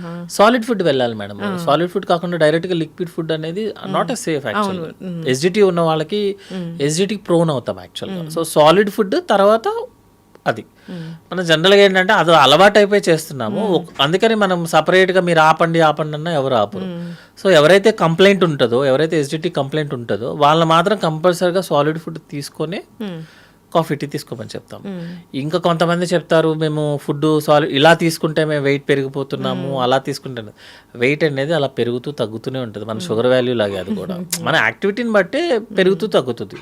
మీరు కంటిన్యూస్గా వెయిట్ పెరుగుతున్నారంటే అర్థం ఏంటంటే మీ బాడీలో ఏదో ప్రాబ్లం ఉన్నట్టు లెక్క, మీరు ఫిజికల్ యాక్టివిటీ చేయట్లేదు అన్నక్క. ఇప్పుడు వెయిట్ పెరగడం వేరు, పొట్ట పెరగడం వేరు కదా? వెయిట్ పెరగడం వేరు, పొట్ట పెరగడం. పొట్ట పెరుగుతుందంటే అది గ్యాస్ట్రిక్ పొట్ట అని మనకి ఎలా తెలుస్తుంది? జనరల్గా ఎస్జిటి పొట్ట మేడం 1-2 డేస్లోనే పెరిగిపోతుంది యాక్చువల్గా. ఇట్లా బెలూన్ లాగా మొత్తం అనమాట. పై పొట్ట పెరుగుతుంది, కింద పొట్ట పెరుగుతుంది. అంటే బొడ్డు పైన లైక్ కంప్లీట్ బెలూన్ లాగా ప్రెగ్నెన్సీ లాగా, అంటే 9th మంత్ వచ్చిన ప్రెగ్నెన్సీ లాగా అనిపిస్తుంది అనమాట. ఫుల్ టైట్ అనమాట. ఎస్జిటి పొట్ట టైట్ గా ఉంటుంది. అదే కాకుండా ప్రాబ్లమ్స్ వచ్చిన పొట్ట ఉంటుంది కదా, సపోజ్ ఓవరీలో ఏదైనా ట్యూమర్స్ రావడం కానీ, లేకపోతే యూట్రస్లో ఏదైనా ట్యూమర్స్ కానీ, కిడ్నీ ప్రాబ్లమ్స్ ఉన్న వాళ్ళు, లేకపోతే మన బాడీలో వాటర్ వస్తున్నాయి అనుకుందాం అనుకోండి, వాళ్ళకి ఏంటంటే కింద నుంచి పొట్ట పెరగడం స్టార్ట్ అవుతుంది. అది కూడా ఒక రోజులో కాదు, ఒక 2 రోజులు కాదు, మెల్లగా పొట్ట పెరగడం స్టార్ట్ అవుతుంది. అండ్ మీరేం డిస్కంఫర్ట్ ఫీల్ అవ్వరు. ఎదురుగా ఉన్న వ్యక్తి మీకు చెప్తాడు నీ మధ్య ఏంటి పొట్ట పెరిగినట్టు ఉందని చెప్తాడు. ఎస్జిటి పొట్ట ఏంటంటే మీరే ఫీల్ అవుతారు టైట్ అయిపోయింది, పొట్ట మొత్తం బెలూన్ లాగా ఉబ్బిపోతుందని. గ్యాస్ పొట్ట వాళ్ళు ఏంటంటే ఒక 2-3 డేస్ అయిపోయిన తర్వాత వాళ్ళకి ఆటోమేటిక్గా పొట్ట తగ్గిపోతుంది. ఎందుకంటే మీకు ఎస్జిటి తగ్గిపోతే పొట్ట తగ్గిపోతుంది. బట్ ప్రాబ్లమ్స్ ఉన్న వాళ్ళకి ఏంటంటే తగ్గదు. అలా కాకుండా సపోజ్ మీకు స్ప్లీన్ పెరిగింది, లివర్ పెరిగింది అనుకోండి, లివర్ పెరిగితే రైట్ సైడ్ పొట్ట పెరుగుతుంది, రైట్ సైడ్ బొడ్డు పైన. స్ప్లీన్ పెరిగితే లెఫ్ట్ సైడ్ బొడ్డు పైన. అది కూడా ఏంటంటే రోజు రోజు మెల్లమెల్లగా పెరుగుతుంది. చాలాసార్లు వస్తుంది మేడం. ఎందుకంటే గ్యాస్ పొట్ట వదిలేసే అంటారు. చాలామంది క్యాన్సర్స్ అలా మిస్ అవుతాం మనం. సో పొట్ట మెల్లగా పెరిగిందా, ఒకే రోజు పెరిగితే గ్యాస్ ప్రాబ్లం. మెల్లమెల్లగా పెరిగింది, నీకు ఏ కంప్లైంట్ లేకుండా పెరిగిందంటే అది వేరే ప్రాబ్లం, ఏదో లోపల ఉన్నట్టు లెక్క. లేకపోతే ఇప్పుడు పొట్ట పెరిగిన వాళ్ళందరూ ఇబ్బంది పడతారు అనమాట, అయ్యో లోపల ఏదో క్యాన్సర్స్ ఉందేమో. అట్లా ఏం లేదు. జనరల్గా ఏంటంటే స్లోగా ఏదన్నా జరుగుతుంది అంటే లోపల ఏదో ఉన్నట్టు లెక్క. ఒకేసారి జరిగింది అంటే గ్యాస్ ప్రాబ్లం. ఇప్పుడు లంచ్కి వెళ్ళినప్పుడు కొంచెం తినగానే పొట్ట సరిపోయింది ఫిల్ అయిన ఫీలింగ్ ఉంటే అది మంచిదేనా? లేదు మేడం, యాక్చువల్గా ఏంటంటే మనం ఎంతైతే తీసుకోగలమో అంత తీసుకోకుండా తక్కువ తీసుకుంటున్నామంటే ఐదర్ వాడేదైనా బేకింగ్ సోడా కలిపి ఉండాలి, లేకపోతే మీకు లోపలైనా గ్యాస్ ఉండాలి. గ్యాస్ అనేది లోపల మనకేమీ ఎయిర్ ఉండదు మేడం. యాక్చువల్గా ఎయిర్ ఉండదు లోపల. ఎందుకంటే మేము గ్యాస్ ఉన్న వాళ్ళకి ఎండోస్కోపీ చేసినప్పుడు లోపలేమీ ఎయిర్ ఉండదు. కొత్తగా మేము ఇవ్వాలి లోపల. వాళ్ళకి ఏంటంటే ఆ ఫీలింగ్ అనమాట. యాక్చువల్గా అంటే మనకి స్టమక్ కెపాసిటీ జనరల్గా 50 ml, జనరల్గా 1 లీటర్ వరకు ఎక్స్పాండ్ అవుతుంది. సపోజ్ మీరు లోపల ఏదన్నా అల్సర్స్ ఉండి గ్యాస్ ప్రాబ్లం ఉందంటే గ్యాస్ట్రైటిస్ అంటాం. అల్సర్స్ ఏదన్నా ఉందనుకోండి, మీరు 100 ml ఇవ్వగానే పొట్ట ఇంకా నాకు చాలు అంటది. ఎందుకంటే 50 ml నుంచి 1 లీటర్ పెరగాలి కదా. పెరిగిన తర్వాత మనకి ఇంకా చాలు అనే ఫీలింగ్ రావాలి. లోపల అల్సర్స్ ఉన్న వాళ్ళకి కానీ గ్యాస్ట్రిక్ ప్రాబ్లం ఉన్న వాళ్ళకి ఏంటంటే 100 ml జస్ట్ కొంచెం పెరగంగానే ఇంకా చాలు అనిపిస్తుంది. దాన్నే మనము గ్యాస్ పట్టేసింది లోపల అంటాం. ఎందుకంటే పొట్ట ఎక్స్పాండ్, లోపల ఉన్న స్టమక్ ఎక్స్పాండ్ అవ్వట్లా. సో లాస్ట్ 1 month 2 monthsలో తిన్న అతను ఇప్పుడు తినట్లేదు సడన్గా అంటే ఐదర్ గ్యాస్ ప్రాబ్లం అయినా ఉండాలి, గ్యాస్ అవుతానికి ఆకలి బాగానే ఉంటుంది యాక్చువల్గా. అట్లా కాకుండా ఆకలి కూడా లేదంటే మాత్రం లోపలేదో అయి ఉండాలి. అందుకే జనరల్గా మేము ఇప్పుడు సపోజ్ హార్ట్ పేషెంట్ వచ్చాడు మేడం, అతను అడిగే ఫస్ట్ క్వశ్చన్ ఏంటంటే ఇంతకుముందు నువ్వు చేయాల్సిన పని కన్నా ఇప్పుడు నువ్వేమన్నా తక్కువ చేస్తున్నావా, లేదంటే చేస్తే అలసట వస్తుందా అని అడుగుతాము. దట్ మీన్స్ హార్ట్ ఇష్యూ ఉన్నట్టు లెక్క. ఇంతకుముందు నువ్వు తినేదానికన్నా తక్కువ తింటున్నావా, ఆ క్వశ్చన్ అడగంగానే అతను చెప్పే విధానంలోనే మనకి గ్యాస్ట్రిక్ ప్రాబ్లం అని తెలిసిపోతుంది. దానికోసం పెద్ద పెద్ద స్కాన్లు కూడా అవసరం లేదు, ఆ క్వశ్చన్ చాలా యాక్చువల్గా. ఇప్పుడు తినగానే కొందరికి ఏమవుతుందంటే వామిటింగ్ సెన్సేషన్ రావడము, ఇంకా తినబుద్ధి కాకపోవడం ఇట్లా జరుగుతూ ఉంటుంది. ఈ వామిటింగ్ సెన్సేషన్ అనేది కూడా ఈ యాసిడిటీ వల్లే అవుతుందా? వామిటింగ్ సెన్సేషన్ కూడా ఎసిడిటీ మేడం యాక్చువల్గా. అంటే మనకి చాలా కండిషన్స్ ఉంటాయి, బట్ గ్యాస్ట్రో రిలేటెడ్ ఏంటంటే ఎక్కువ ఎసిడిటీ ఉన్న వాళ్ళకి ఏంటంటే గ్యాస్ ప్రాబ్లమ్ ఉన్న అల్సర్స్ ఉన్న వాళ్ళకి బాడీ రిసీవ్ చేసుకోవడానికి ఇష్టపడదు ఫుడ్ని. సో ఆబ్వియస్లీ మీకు వామిటింగ్ సెన్సేషన్ వస్తేనే కదా మీరు అది కౌంటర్ రియాక్షన్ అనమాట. ఇప్పుడు బ్రెయిన్లో ట్యూమర్ ఉన్న వాళ్ళకి వామిటింగ్ సెన్సేషన్ నాసియా ఉంటుంది. అలా కాకుండా సింపుల్ గ్యాస్ట్రిక్ ప్రాబ్లం ఉన్న వాళ్ళకి అదే ఉంటుంది అనమాట. స్టమక్ రిసీవ్ చేసుకోవడానికి యాక్సెప్ట్ చేయలేదు అనుకోండి, మీరు తినడానికి వీలు లేదు. అప్పుడు మీకు ఏ ఫీలింగ్ కలిగించాలి?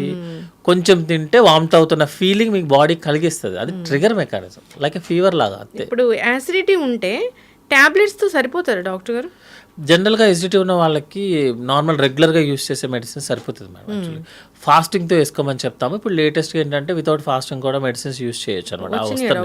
వస్తున్నాయి వచ్చాయి మేడం, ఆల్రెడీ ప్రూవెన్. అంటే ఎంటీ స్టమక్ మీద వేసుకున్న టాబ్లెట్ కన్నా బాగానే పనిచేస్తుంది, ఎఫెక్టివ్గా పనిచేస్తుంది అనమాట. బట్ ఏంటంటే అందరికీ వాడలేము ఆ టాబ్లెట్స్. ఈ సింపుల్గా అయిపోయే టాబ్లెట్ని ఎక్కువ మనీ పే చేయించలేం కదా, ఇండియాలో అవన్నీ కుదరవు యాక్చువల్గా. సో ఫాస్టింగ్తో వేసిన టాబ్లెట్ 99% పనిచేస్తే వితౌట్ ఫాస్టింగ్ 100% పనిచేస్తుంది. ఇప్పుడు ఆ పొద్దున్న పరగడుపున వేసుకునే ఆ టాబ్లెట్ వేసుకుంటే అసలు ఆ లోపల పడిన యాసిడిటీ వల్ల వచ్చిన ర్యాష్ అంతా తగ్గిపోతుందా? 14 daysకి మనం ట్రీట్మెంట్ యూస్ చేస్తే లోపల ఉన్న మొత్తం అల్సర్స్ అన్ని క్లియర్ అయిపోతాయి. ఎందుకంటే ఎసిడిటీ ప్రొడక్షన్ తగ్గిపోతుంది కదా ఆటోమేటిక్గా. తగ్గిపోయినప్పుడు మీకు అల్సర్స్ అన్ని హీల్ అయిపోతాయి. ఎసిడిటీ ప్రొడక్షన్ రావడం అంటే ఏంటి? మేము సరిగ్గా టైంకి తినకపోతే అట్లా వస్తుంది. జనరల్గా మనకి బాడీ డైజెషన్ స్టార్ట్ అవ్వాల్సింది సెలవే మేడం. మనం ఉమ్ము దగ్గర స్టార్ట్ అవుతుంది, ఫుడ్ పైప్లో ఏం జరగదు. స్టమక్లోకి రాగానే మనకి ఏదైతే pH వాల్యూ ఉండాలో 0.8 అది ఉండాలన్నమాట. దట్ ఈజ్ ఎసిడిటీ కాదు, యాసిడ్ ఉండాలి.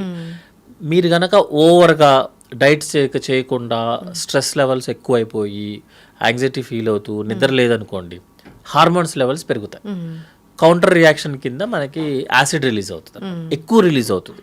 సో యాసిడ్ ఉండాలి, కానీ ఎక్కువ రిలీజ్ అయితే ప్రాబ్లం వస్తుంది. అందుకే మీరు ఎసిడిటీ టాబ్లెట్స్ ఎక్కువ రోజులు యూజ్ చేయొద్దని చెప్తాం అనమాట. ఎందుకంటే మీరు టాబ్లెట్స్ ఎక్కువ రోజులు వాడుతున్నారు అనుకోండి, అసలు ఉండాల్సిన యాసిడ్ కూడా ఉండదు. యాసిడ్ లోపల స్టమక్లో ఉంటేనే మన ఫుడ్ అరుగుతుంది. అవును, మీరు ఒక 1 monthకి రాస్తే సంవత్సరం పాటు కూడా వాడతారు. మరి అది బాగా పనిచేస్తుంది కదా మేడం, కౌంటర్ మెడికేషన్ కదా. దాంతో ఒక చిన్న ప్రాబ్లం వస్తుంది మేడం. యాక్చువల్లీ ఎసిడిటీ ఎక్కువ ఉన్నా మీకు ఇబ్బంది, అసలు యాసిడ్ లేకపోయినా ఇబ్బంది. రెండు మనకి ఇండైజెషన్ లాగే ఫీల్ అవుతుంది. పేషెంట్ ఏం చేస్తాడు, నాకు ఇండైజెషన్ లాగా ఉంది, డాక్టర్ గారు టాబ్లెట్ రాస్తారు కాబట్టి వేస్తాడు, అది పని చేయదు.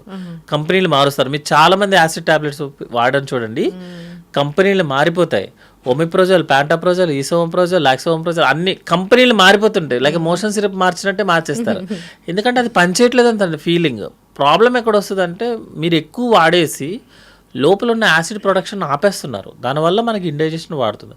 అందుకే ఎసిడిటీ అనేది మ్యాక్సిమం 45 days, అంతకు మించి ఎక్కువ వాడటం అనేది సేఫ్ కాదు.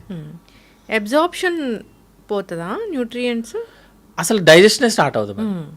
మీరు సపోజ్ ఇప్పుడు ఉమ్ము మింగకుండా ఊసేస్తున్నారు అనుకోండి, డైజెషనే స్టార్ట్ అవుతుంది. అసలు ఫుడ్ స్టార్ట్ అవ్వాల్సిందే సెలవేలో, తర్వాత స్టమక్ వెళ్ళిన తర్వాత గ్రైండింగ్ అవుతుంది. మనకు ఎవరైతే యాసిడ్ ఉందో లోపల, యాసిడ్ కావాలి అది యాక్చువల్లీ. యాసిడ్ లేకుండా మీకు ఫుడ్ డైజెషన్ అయ్యే ఛాన్సే లేదు. అందుకనే ఎవరైతే ఫుడ్ ప్రోడక్ట్స్ ఎక్కువ వాడతారు, ఈ టాబ్లెట్స్ ఎక్కువ వాడతారో వాళ్ళకి ఇండైజెషన్ వచ్చేస్తుంది. పుల్లెట్ థెరపీలు వస్తే అన్నం మరగనట్లేనా మనం తీసుకున్నది? పుల్లెట్ థెరపీలు అంటే జనరల్గా ఇండైజెస్ట్ అయిన, అంటే డైజెస్ట్ అవ్వన ప్రోడక్ట్ ఇంకా స్టమక్లో మిగిలిపోయింది అనుకోండి మేడం, మనకి మామూలుగా ఏంటంటే ఒక పర్ డే అట్లీస్ట్ ఒక 8 to 10 times తేన్పులు వస్తాయి. ఎందుకంటే ఇప్పుడు మాట్లాడుతున్నప్పుడు గ్యాస్ లోపలికి వెళ్ళిపోతుంది, అంటే ఎయిర్, గ్యాస్ కాదు ఇది ఎయిర్. తింటున్నాము, మింగుతున్నప్పుడు ఎయిర్ లోపలికి వెళ్తుంది, అది బయటికి రావాలి కదా, అదే తేన్పులు యాక్చువల్గా. ఇప్పుడు మీరు బిర్యానీ తింటున్నప్పుడు జనరల్గా అందరికి వస్తుంది స్పైసీ ఫుడ్ అదేంటంటే మనం తినేటప్పుడు మనం మింగేస్తాం చాలా ఎయిర్ని, అది బయటికి తీయడానికి ఒక మెకానిజమే తేన్పులు.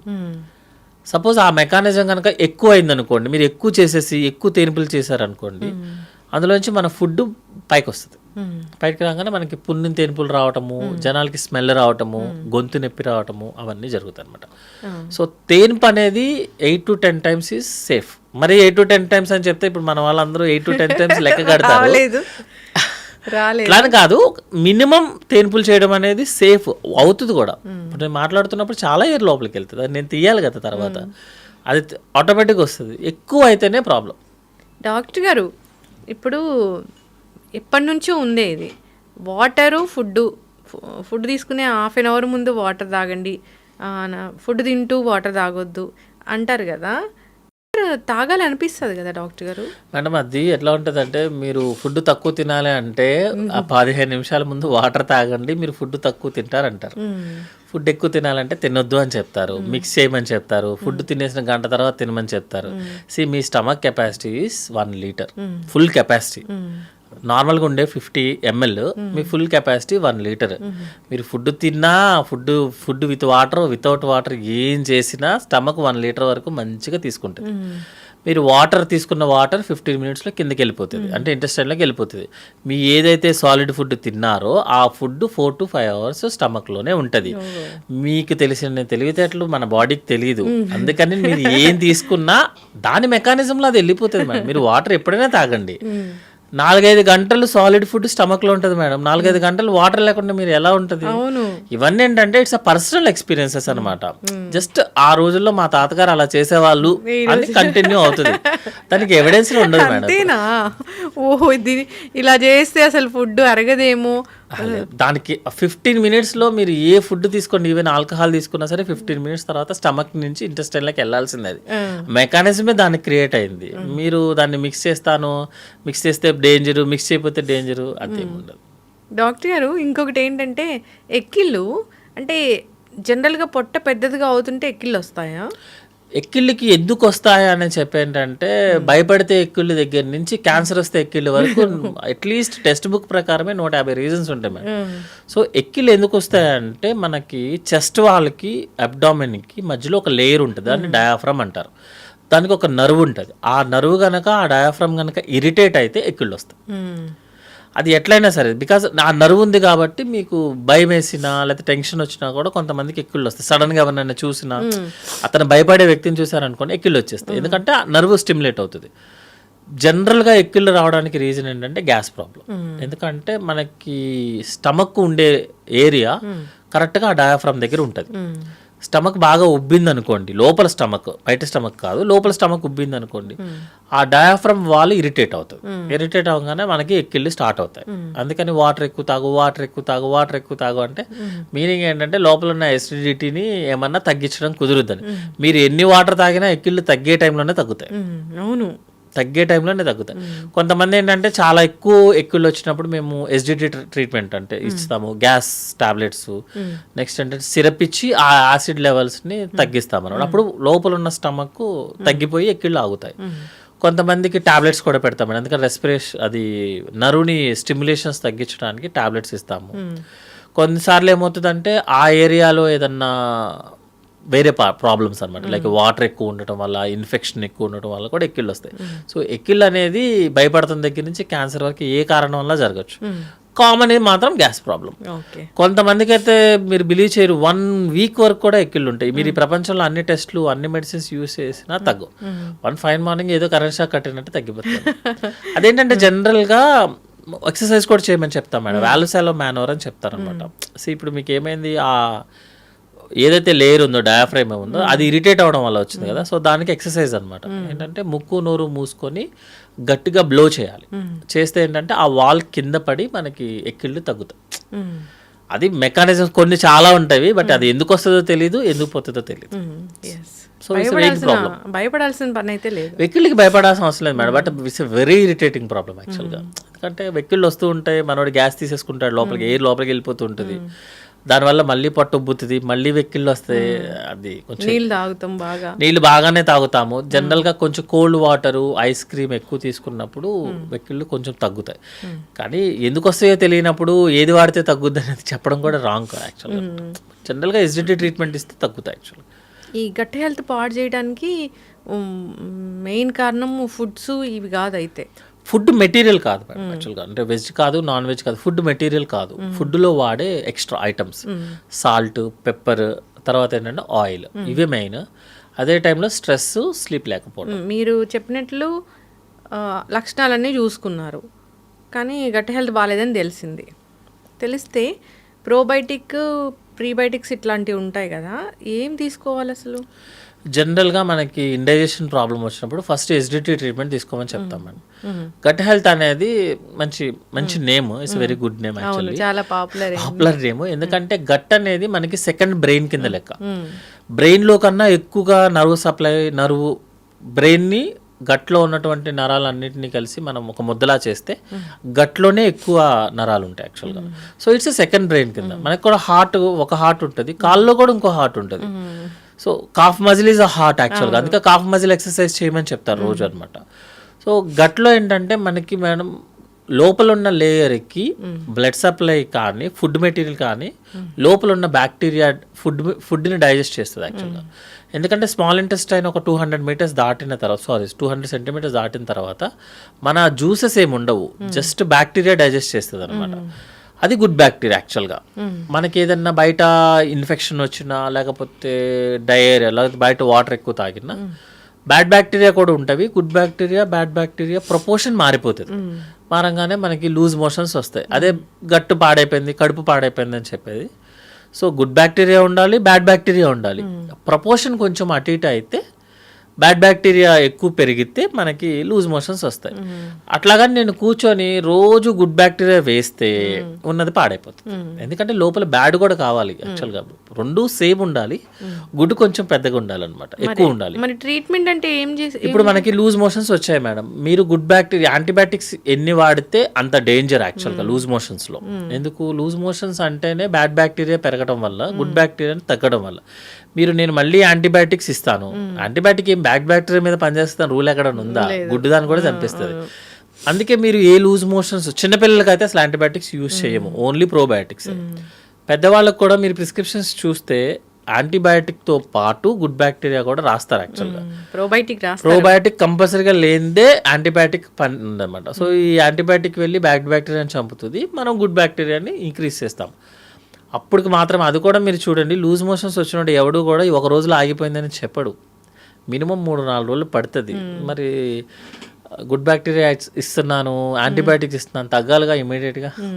అంటే ఏంటంటే లోపలంతా క్లీనింగ్ ప్రాసెస్ అయిపోయిన తర్వాత మాత్రమే తగ్గుతుంది. సో జనరల్గా ఇప్పుడు అందరూ అడిగే క్వశ్చన్ ఏంటంటే, నాకు గట్ హెల్త్ ఇంప్రూవ్ చేసుకోవాలి సార్, నెలకోసారి గుడ్ బ్యాక్టీరియా వేసేయమంటారా అంటాడు, ఏదో షాప్లో దొరికినట్టు. దొరుకుతున్నాయిగా ప్రోబయోటిక్స్. మనకి బ్యాక్టీరియా కానీ వైరస్ కానీ ఎవ్రీ 6 monthsకి ఒకసారి చేంజ్ అవుతూ ఉంటుంది మేడం. స్ట్రెయిన్ 1, 2, 3 స్ట్రెయిన్స్ చేంజ్ అవుతాయి. మీకు good bacteria bad bacteria problem ఎప్పుడు వస్తుంది అంటే, మీకు మోషన్ సరిగ్గా అవ్వకపోతే. When your motion is normal, your gut is good. మీరు కనుక బ్యాడ్ గట్ ఉందనుకోండి, మీ మోషన్ నార్మల్ అయ్యే ఛాన్సే లేదు. డయాబెటిక్స్లో అసలు గట్ హెల్త్ ఉండదా? డయాబెటిక్లో ఏంటంటే మూమెంట్ ప్రాబ్లం వస్తుంది మరి. డయాబెటిక్ పేషెంట్స్ అందరికీ కూడా నర్వ్స్కి బ్లడ్ సర్క్యులేషన్స్కి డయాబెటీస్ వస్తుంది. వాటికి కూడా మూమెంట్ తగ్గుతుంది. సో బవల్ మూమెంట్ తగ్గిపోతుంది, వాడికి మూమెంట్ ప్రాబ్లం, అంతేగాని మోషన్ ప్రాబ్లం కాదు అది. సో మూమెంట్ ప్రాబ్లం వచ్చినప్పుడు అతని కాలు నడవడం కూడా తగ్గుతుంది కదా, సెన్సేషన్ తగ్గుతుంది. అందుకని అతన్ని మనం ఫైబర్ పౌడర్స్ కానీ లాక్సేటివ్స్ అంటే మోషన్ సిరప్ కానీ యూజ్ చేసుకోమంటాం. గుడ్ బ్యాక్టీరియా ఎక్కువ రోజులు వాడితే కాన్స్టిపేషన్ వస్తుంది పేషెంట్కి. అందుకే మనం ప్రోబయాటిక్స్ కనుక 1 week కన్నా ఎక్కువ వాడితే యూ విల్ గెట్ కాన్స్టిపేషన్.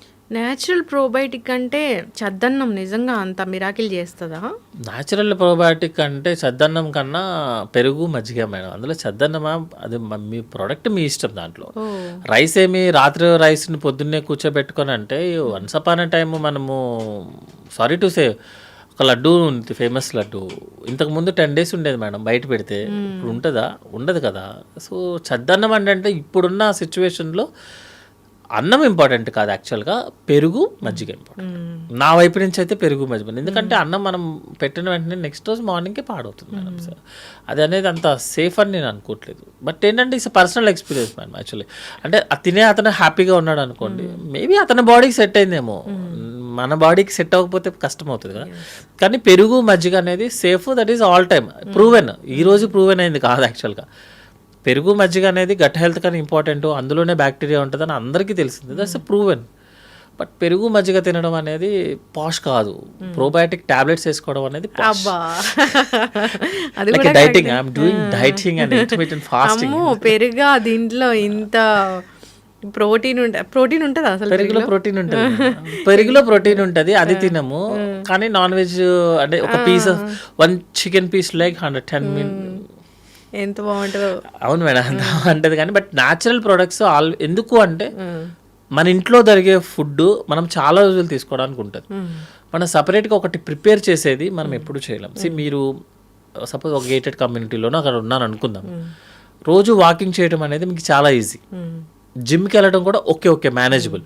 బయటికి వెళ్ళటం అనేది ఒక ప్రోగ్రామ్, అది కంటిన్యూ చేయడం అనేది మీకు తెలుసు. జిమ్ 100 మంది కడితే 2 కూడా వెళ్ళరని నాకు తెలిసిన జిమ్ ఫ్రెండ్ చెప్పింది.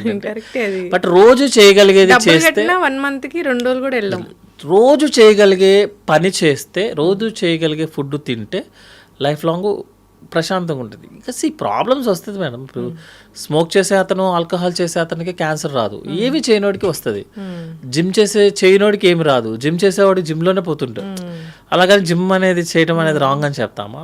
దట్ ఈస్ అతన్ని పర్సనల్ ప్రాబ్లం. దానికి మనమే వైడ్గా చేయటం కాదు. బట్ ఏంటంటే ఆ ప్రోడక్ట్ ఈ ప్రోడక్ట్ అనేది వాళ్ళ పర్సనల్ ప్రాబ్లం, పర్సనల్ ఎజెండాస్ లాగా అనమాట. నైట్ ఏం తినాలి డాక్టర్ గారు అసలు? నైట్ జనరల్గా మనం తినే ఫుడ్లో 1/4 ఫుడ్ తీసుకోమని చెప్తాం మేడం. అంటే మనం సపోజ్ 100 grams తీసుకుంటున్నాం అనుకుందాం.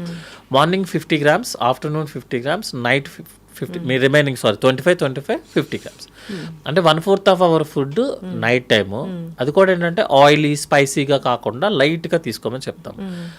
నా వైపు నుంచి మాత్రం అంటే నేనంటే లైక్ సర్జన్స్ పర్స్పెక్టివ్లో ఏంటి అంటే food is not important actual. అందరూ యాడ్ చేసే స్పైసెస్ ఇంపార్టెంట్. నెక్స్ట్ ఏంటంటే ఫుడ్కి మీరు పడుకునే దానికి మినిమం 2 hours అన్న గ్యాప్ పెట్టుకోమని చెప్తాం. ఎందుకంటే డైజెషన్ ప్రాసెస్ అవ్వాలి కదా. సో గ్యాప్ పెట్టుకోమని చెప్తాము. ఒకవేళ ఎవరికైనా ఎసిడిటీ ఎక్కువ ఉంది అంటే చాలామంది మిల్క్ తాగుతారు నైట్ టైం. అలాంటి మిల్క్, డ్రై ఫ్రూట్స్ తినడాలు, స్వీట్స్ తినడాలు, అన్నం తినగానే మిల్క్ తాగితే మంచిది అంటారు డాక్టర్. మిల్క్ ఇండియన్ సెటప్లో మేడం 20% to 25% ఐ థింక్. మీ ఏజ్ 25 years దాటిన తర్వాత మిల్క్ అరగదు. అవునా? ఎసిడిటీ ప్రాబ్లం ఉన్న వాళ్ళకి life style modification, sleep, stress ఇవి ఎంత ఇంపార్టెంట్, లేకుండా ఉండటం ఇంపార్టెంట్. ఒక్క ఫుడ్ ఐటమ్ వల్ల మాత్రమే ఎసిడిటీ వస్తుందని proven. That is milk, plain milk అనమాట. అంతే తప్పించి కాఫీ, టీ కాదు. మనం ఏదైనా మిల్క్ ఆపరా బాబు అంటే మిల్క్ సంబంధించిన ప్రతి ప్రోడక్ట్ ఆపేస్తాం యాక్చువల్గా. అది కాదు, మిల్క్ ఒకటే ప్రూవెన్. సో 25% పీపుల్కి మోర్ దాన్ 25 years దాటిన తర్వాత జనరల్గా మిల్క్ అరగదు. సో వాళ్ళని మనం మిల్క్ ఆపమనే చెప్తాం. సో జనరల్గా అందులో ఉన్న కాల్షియం కన్నా మనకి మామూలుగా నాన్ వెజ్లోనే ఎక్కువ కాల్షియం వస్తుంది. సో ఏదో నిద్ర కోసం కొంతమంది తాగుతారు యాక్చువల్గా. అది తాగకపోతే వాళ్ళకి ఇబ్బంది వస్తుంది. మీకు ఇబ్బంది అనిపిస్తే మాత్రం తాగండి, స్పెసిఫిక్గా మాత్రం నో. ఎస్. అయితే డాక్టర్ గారు ఇప్పుడు నైట్ పూట మీరు అన్నీ చెప్పారు, ఇవన్నీ ఏం తినకూడదులేని, పెరుగన్నం తినొచ్చా అంటే పెరుగు తినొద్దు అంటారుగా? నైట్ పెరుగు తింటే గురక వస్తుంది. నైట్ అంటే గురక అనేది యాక్చువల్గా ఎయిర్ లోపలికి వెళ్ళే సిస్టమ్ యొక్క ప్రాబ్లం మేడం. లేకపోతే ముక్కు నుంచి లోపల వరకు వెళ్ళే ప్రాబ్లం. అది ఒక ఫుడ్తో వచ్చేదానికి కాదు యాక్చువల్గా. సో నైట్ పెరుగు తినొద్దు అని అంటే సపోజ్ మీరు తిన్నప్పుడు మీకు ఇండైజెషన్ లాగా అనిపించింది అనుకోండి, దాన్ని అవాయిడ్ చేస్తాం తప్ప పెరుగుకి గురకకి సంబంధం లేదు. గురక అనేది మనం ఎయిర్ స్ట్రీమ్ లైన్లో వెళ్తే గురక రాదు. ఎయిర్ స్ట్రీమ్ లైన్లో వెళ్ళకుండా మధ్యలో ఏదైనా సైనస్ ప్రాబ్లమో, లేకపోతే టాన్సిల్స్ పెరిగాయో, ఎడినాయిడ్స్ పెరిగాయో, లేకపోతే బ్యాక్ సైడ్ ఉన్న వాల్ కనుక ఎక్కువ మూవ్మెంట్ వచ్చేస్తుంది అనుకోండి, లేకపోతే పేపర్ మూవ్ అయినట్టు మూవ్ అయిపోతే గురక వస్తుంది. గురకకి పెరుగుకి ఎట్లా అంటే మచ్చేస్తే జాండీస్ తగ్గినట్టు, మందేస్తే పాము కాటు తగ్గినట్టే ఉంటుంది. అంటే ఎవిడెన్స్ ఉండదు మేడం యాక్చువల్లీ. ఇవన్నీ ఏంటంటే పర్సనల్ ఎక్స్పీరియన్సెస్. ఇప్పుడు మీరు అన్నట్లుగా గట్ హెల్త్ బాగుందో లేదో చూసుకోవాలి. ఎప్పుడైనా గట్ హెల్త్ బాగుందో అనేది టెస్ట్లు ఏమి ఉండదు, మన మోషన్ బాగా వస్తే బాగున్నట్లే. ఎప్పుడైనా పొట్ట కోసం టెస్ట్ వెళ్ళాలా డాక్టర్ గారు? జనరల్గా సిమ్టమ్స్ వస్తేనే చేయమని చెప్తాము. మోర్ దాన్ 50 years ఏజ్ ఉన్న వాళ్ళకి రెగ్యులర్గా ఒక 1 yearకో 2 yearsకో ఒకసారి just normal abdominal scan. Next ఏంటంటే వాళ్ళకి ఏదైనా డయాబెటిక్ కానీ, హైపర్ టెన్షన్ కానీ, రిస్క్ ఫ్యాక్టర్స్, స్మోకింగ్, ఆల్కహాల్ ఉన్నాయి అనుకోండి, basic general health checkup like మనకి బ్లడ్ పర్సంటేజ్ ఎంత ఉందో, సిబిపి, కిడ్నీలు బాగున్నాయా లేదా, సీరం క్రియాటినిన్, లివర్ బాగా చేస్తుందా లేదా, LFT test, liver function test, ఒక స్కాన్. నెక్స్ట్ ఫీమేల్ అయితే ఒక ఎగ్జామినేషన్ విత్ ప్యాప్స్ మీరు. నెక్స్ట్ ఏంటంటే బ్రెస్ట్ ఎగ్జామినేషన్ సరిపోతుంది యాక్చువల్గా. దానికోసం మళ్ళీ స్కాన్లు చేయించి రేడియేషన్స్ చేసుకోవాల్సిన అవసరం లేదు. బేసిక్ చేయించుకుంటే చాలు. మనం బేసిక్ జనరల్ హెల్త్ చెకప్ అంటే కాల్షియం, మెగ్నీషియం దగ్గర మొదలుపెట్టి చేస్తారు మన దగ్గర. అట్లా కాదు, basic health checkup 50 years age దాటిన తర్వాత చేసుకోవచ్చు. ముందు వేస్ట్ మేడం, ముందు పెద్ద వాడికి కంప్లైంట్ ఉంటే తప్ప ముందు అంటే రికమెండెడ్ కాదు యాక్చువల్గా. ఇప్పుడు మనం చేసుకోండి అనగానే 20 years నుంచి 50 years వాళ్ళకి చేసుకోవడం మొదలు పెడితే చాలా ఫైనాన్షియల్ చేసుకోవాల్సి వస్తుంది కదా డాక్టర్ గారు. 25 years ఆఫ్ ఏజ్లోనే హార్ట్ అటాక్ సిమ్టమ్ లేకుండా వచ్చి చనిపోయే వాళ్ళని చూస్తున్నాం. మరి అది అతను వాకింగ్ చేసేటప్పుడు యాక్టివిటీ చేసేటప్పుడు తను ఐడెంటిఫై చేసుకోవాల్సిన ప్రాబ్లం యాక్చువల్గా. అలాంటి వాళ్ళు 1,00,000 మందిలో ఒకళ్ళు, 10 లక్షల మందిలో ఒకళ్ళు ఉంటారు. అలా ఆ ఒక్క పర్సన్ కోసం మనం 1,00,000 మందికి 2D ఎక్కువ కొట్టామనుకోండి మేడం, అవును కరెక్ట్. క్రోర్స్ ఆఫ్ రూపీస్ కదా. మనకున్న దాంట్లో సోషియో ఎకనామికల్ కండిషన్లో కష్టము. మీరు చెక్ చేయించుకుంటారు లోపల ఏదో ఒకటి. ప్రపంచంలో ఎవరు నార్మల్ ఉండదు, ఎవరి హార్ట్ నార్మల్ ఉండదు. నేను హార్ట్ చెక్ చేయించుకున్నా కూడా వాళ్ళలో కొంచెం వీక్నెస్ ఉందని వస్తుంది, అది పట్టుకొని నేను ప్రపంచం అంతా తిరిగి వస్తాను. అట్లా కాకుండా ఏంటంటే మీరు వెన్ కంపేర్ టు లాస్ట్ ఇయర్తో పోలిస్తే మీ యాక్టివిటీ తగ్గిందా ఈ ఇయర్? మీరు వాకింగ్ 1 kilometer చేయాల్సిన వాళ్ళు 1/2 kilometer చేస్తున్నారా? ఆకలి తగ్గిందా? Complaint is important. ఒకవేళ ఏదన్నా మీకు డౌట్ అనిపించింది అనుకోండి, 6th sense అంటారా 7th sense అంటారా, అది డిఫరెంట్ స్టోరీ. అనిపించింది అనుకోండి ఇమీడియట్గా టెస్ట్ చేయించుకోండి. బట్ మోనోపోలీగా ఎవ్రీ 20 years దాటిన వాళ్ళందరూ టెస్టులు చేయించుకోండి అంటే financially is not good actually. For health also not good. చక్కటి ఇన్ఫర్మేషన్ డాక్టర్ గారు, చాలా చక్కగా చెప్పారు.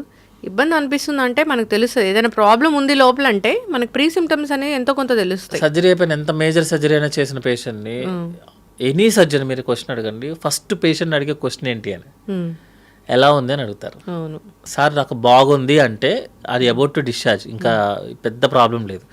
సార్ నిన్నటితో పోలిస్తే ఈరోజు నాకు ఎక్కడో ఇబ్బంది ఉంది అన్నాడు అనుకోండి, అంటే లోపల ఏదో సినిమా అవుతుంది. సో ఎనీ డాక్టర్ ఒక్కటే క్వశ్చన్ అడుగుతారు, నీకు ఎలా ఉంది అని అడుగుతారు. నెక్స్ట్ క్వశ్చన్ నిన్నటితో పోలిస్తే నీకు మంచిగా అనిపిస్తుందా, లేకపోతే నిన్న పెయిన్తో పోలిస్తే ఈ రోజు నీకు మంచిగా అనిపిస్తుంది. ఎందుకంటే మనం కంపారిజన్ ఎప్పుడు కంపారిజన్లే.